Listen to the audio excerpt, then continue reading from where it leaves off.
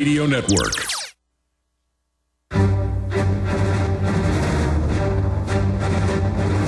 Big Brother, mainstream media, government cover-ups. You want answers? Well, so does he. He's Alex Jones on the GCN Radio Network. And now, live from Austin, Texas, Alex Jones. Well, we knew we had him coming on a couple days ago, but I like to surprise the listeners. So out of the gates for the first 30 minutes of the live transmission today, Lou Dobbs, of course, syndicated radio host, former CNN host, host of Lou Dobbs Tonight on Fox Business Channel, one of their #1 programs over there, is our guest for the next 30 minutes. And I can't wait to pick his brain and get his take on the economy, the new war in Libya, the inflation. Who is Glenn Beck's replacement going to be? Could it be Lou Dobbs or Andrew Napolitano? I hear they're certainly being looked at right now from some of the Fox insiders. But I know we're going to discuss it all. But in this short few minutes we have in this opening segment, Lou, of all the things going on, what do you think is most important in the world today? What's #1 on your radar screen? Well, #1, first of all, Alex, great to be with you again and have an opportunity to talk with you about these issues. The #1 issue, as far as I'm concerned right now, is restoring the rule of the majority to our government and making certain this great constitutional republic is led and conducts itself in concert with our national values and ideals, whether we're talking about foreign policy, whether we're talking about the wars that are underway in Iraq, Afghanistan, and Libya, or whether we're talking about how to restore prosperity to this country and to create jobs and wealth and to get this great country moving.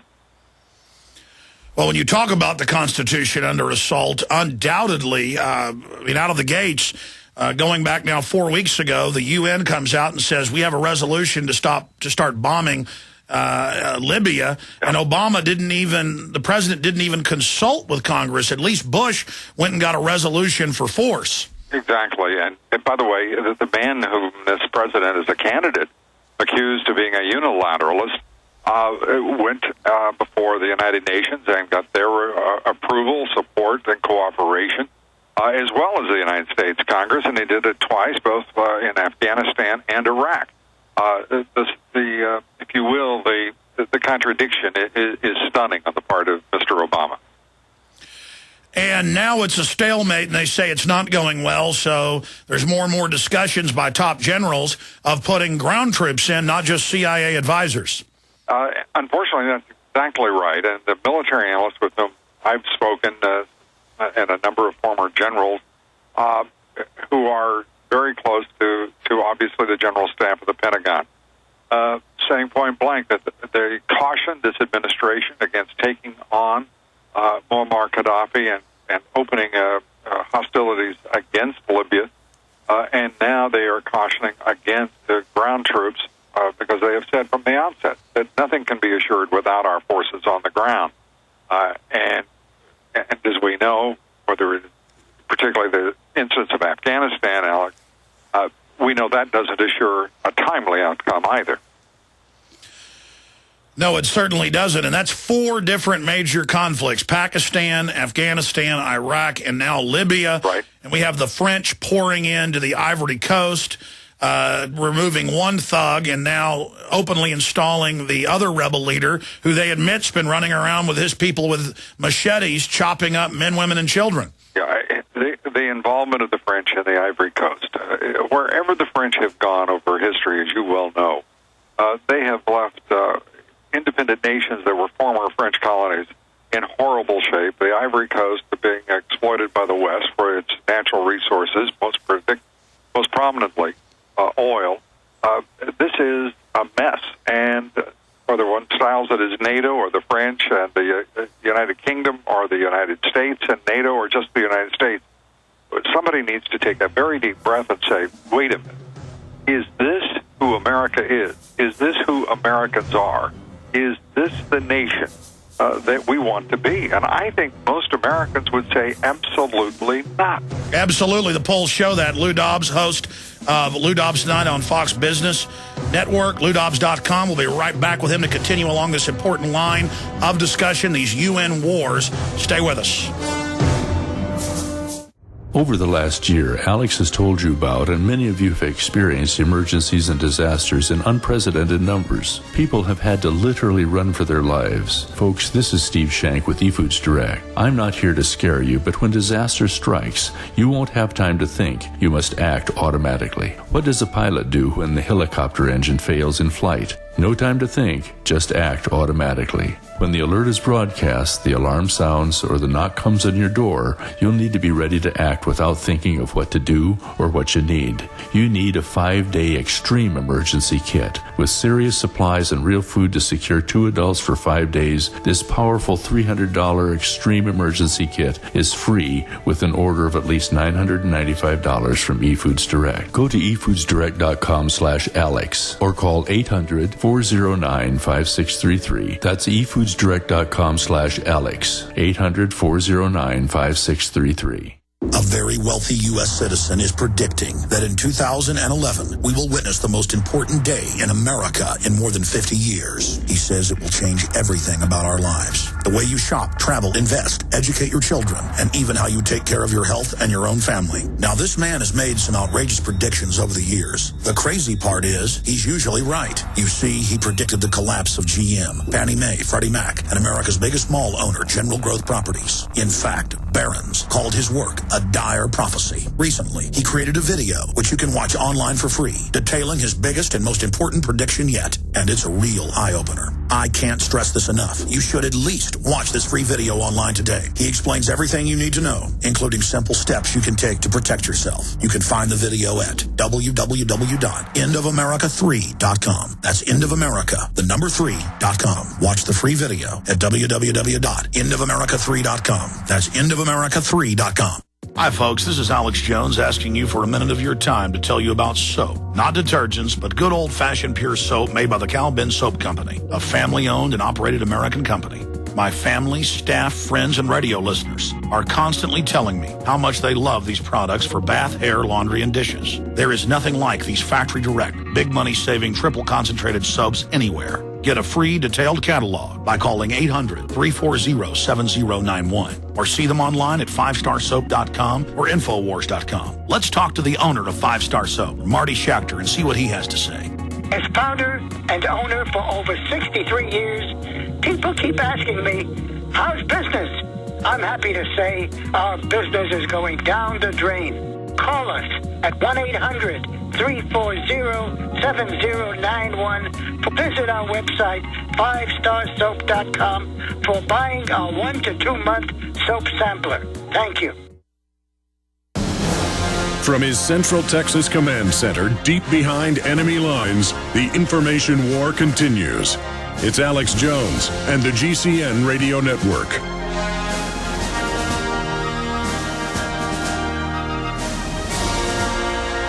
It is Friday, the 15th day of April 2011, and we've got a real treat as far as those that want to know what's really happening in the world, with a wide breadth of analysis on the economy, geopolitical developments. He was one of the founding members there at CNN when it kicked off in the early 1980s. He, of course, needs no introduction, Lou Dobbs, and he's the host at, 7 p.m. Eastern on Fox Business Network of Lou Dobbs Tonight. He also, from 2 p.m. Eastern on, also hosts a very successful syndicated radio broadcast. The website's LouDobbs.com. Of course, our websites are Infowars.com, PrisonPlanet.com, and GCNLive.com.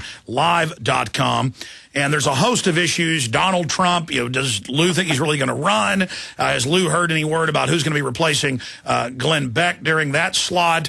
What's his take on inflation, the budget? We're going to cover it all with Lou Dobbs here today. But out of the gates, Lou, going back a decade or more, I remember watching you on CNN. You're the real trailblazer on mainline cable television. You were just going off their own statements, the UN's own statements, the Council on Foreign Relations' own statements about a supranational, private corporate banking world government, eroding national sovereignty, Media Matters, George Soros. Others really targeted you when you did it in a very level-headed, well-documented way. Really, you're the precursor on mainline TV of some of the things Beck did in a little bit more, carnival-type way. And I mean, I don't mean that meanly. It's just, I understand. And so here you are completely vindicated. You were always vindicated because you were just going off the documents and the elitist own statements. But now open announcements every day in the Washington Post, Financial Times of London, global government, private banking system, end of the dollar, Obama following the orders of the UN, not even consulting Congress to start this new war. Now they're talking about ground troops.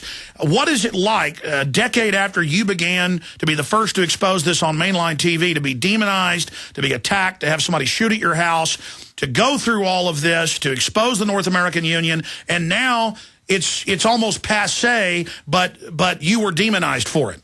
And of course, as you know, Alex, that's the reflex of the left in this country, and I expect to be attacked for taking positions that aren't popular with the left, and that's fine, because my interest is America and Americans, and that is just where that's where I happen to reside intellectually, emotionally, physically.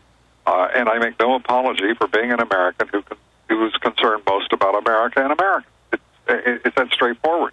And to see whether, and what my great concern in all of this over the years, though, has been, aside from a position on any one of these developments, so that our audience understands that when we make a deal with the United Nations, when we sign on to the World Trade Organization, for that matter, when we're part of NATO, we are at some margin, at some level, and in some cases at an extreme level, consigning away this nation's sovereignty.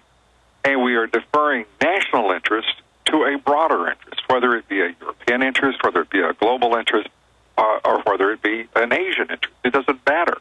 But our leaders, our elites, have on too many occasions sought to obfuscate that reality and to act, to pretend as though there's no consequence or implication for the well-being of the American people or the national interest. And I find that to be not only hypocrisy, but frankly un-American. Lou Dobbs is our guest. Lou, when you, over the last decade, talk about globalists, talk about elitists, you would put up quotes from the Council on Foreign Relations, from Robert Pastor, from the internal SPP documents that Judicial Watch sued and got, and then Judicial Watch and others you had on your show had the documents, but still Media Matters and others would imply it was a conspiracy theory. But from your research, who are these international interests? Who are these elitists, and what is their overall goal? And from your research, why is that basically in direct opposition to the interest of our free republic? Well, let me answer the latter part first, if I may, Alex, and that is this free republic, this great constitutional republic, is utterly dependent on an informed citizenry and an engaged and participatory citizenry. And what is occurring now is a constraint of information. One would think that given the internet, all of the various media, and all of the vehicles of communication, that American citizens would be better informed than ever, know far more about the public policy choices that are being made, whether it's in Congress, whether it's in the bureaucracy of the executive, whether it's in the judiciary. But in point of fact, we know less today than we did 50 years ago about what our government is doing. And the reasons for it are many, but among them has been a decision among elites, and by the way, I'm talking about, frankly, both political parties, in one way or another, being involved in an effort to simply preside rather than to represent, and to do so with a view that they somehow are ordained to lead rather than dependent upon the consent of the governed. So when we start talking about the elites that are, if you will, not necessarily conspiring, but certainly acting as if they were in collusion and concert to create the North American Union, it's an empirical statement. It's based on fact. It's not a question of ideology. It's not a question